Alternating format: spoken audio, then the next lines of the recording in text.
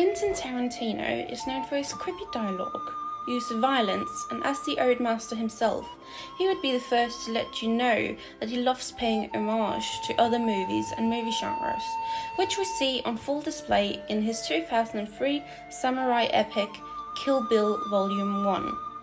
In the film, we are introduced to our main character, the bride, who is revealed to be a part of a secret assassin squad. The movie draws heavily upon classic Asian samurai cinema. A classic trope of old-school samurai movies is the use of heightened sound effects, which Tarantino has taken to the next level in Kill Bill. In this video essay, we want to focus on two scenes that illustrate how Tarantino uses sound effects to manipulate the audience's understanding of the violent imagery happening in front of their eyes, as well as how he uses music to portray an array of feelings.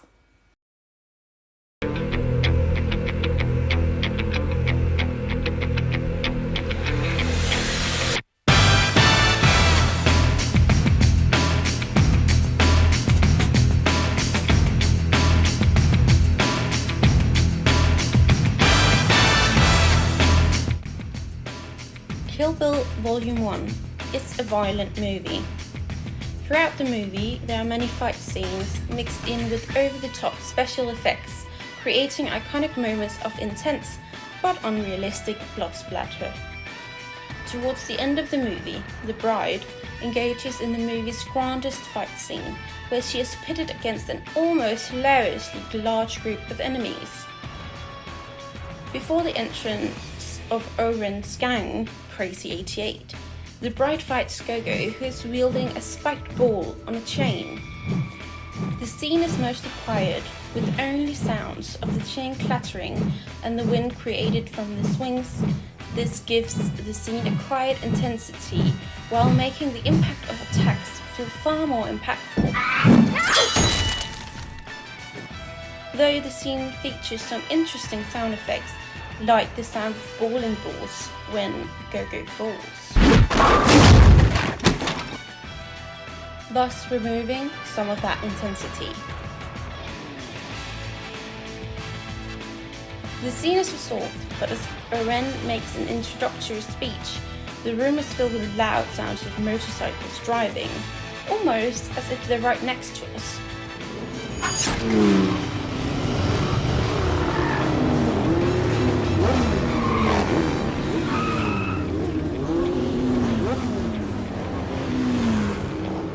Once the sound of motorcycles quiets, we see doors open and tens of Crazy 88 members wielding swords enter from each door.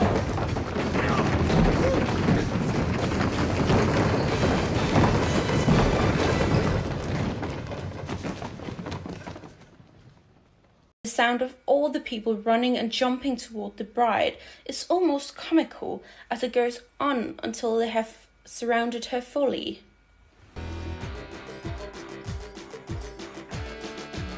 The fight scene is initiated with the sound of music, but as the first clash happens, the music fades.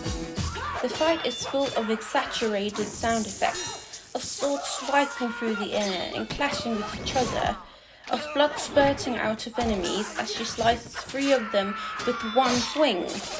It is also particularly full of unrealistic and borderline gory violence, like arms and heads getting cut off, eyes being plucked out, and even splitting someone directly down the middle with a single swing, as well as a final dance scene where the bride spins on the ground to music while cutting off the feet of multiple Crazy 88 members.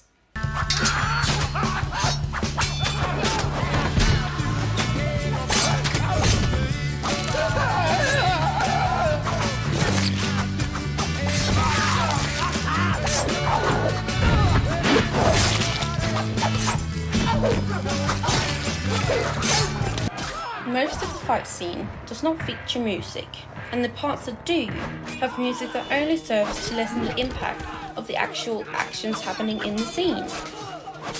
The interesting mix of over-the-top sound effects and unrealistic visual effects helps lend itself to the viewer being able to enjoy the fight scene without thinking of the actual actions being taken in it. While if this scene had been made in a more serious and realistic way, the tone of the scene would be a lot darker. It is obvious that the goal for this scene was not to underline the death that is shown here, but to allow the viewer to partake in abnormal high intensity and unrealistic violence, removing a lot of the tension that one might otherwise have.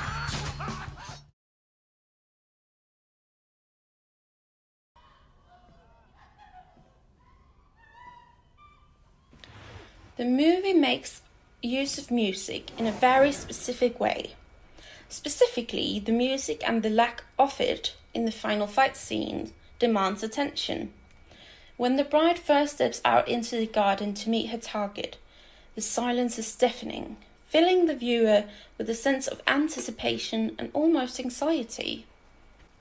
Then, as soon as Oren takes her first step after she has removed her shoes, the music begins, marking the beginning of the fight scene.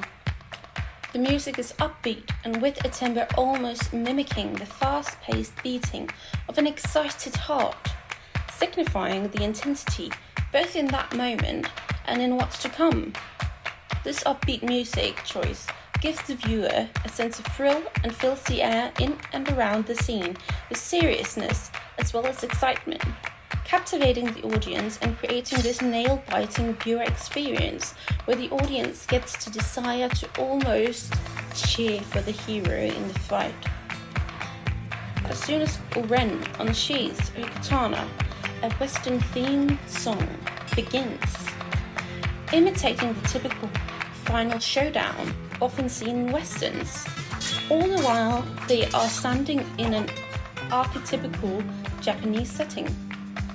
The genre chosen for this scene shows us how Tarantino has really thought out how to create this contrasting mix of typical Japanese culture and Western culture. The mise-en-scène in this scene clearly indicates a Japanese cultural aesthetic, with the snow, the actress's clothing, the katanas, the Japanese decoration, etc.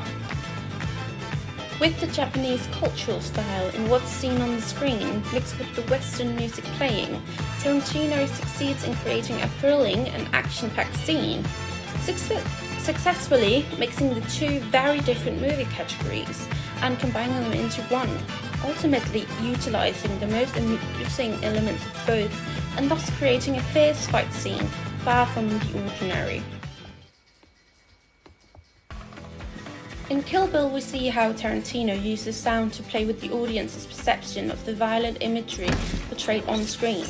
He subverts expectation by contrasting quite gruesome imagery with an almost comical soundscape. This is achieved by heightening the sound effects as well as adding random sound effects such as the bowling pins falling. He continues his subverting in the next scene where we see a very sudden mood shift, go from a very heightened sequence both sound-wise and visually to a much more steady and calm, yet intense atmosphere.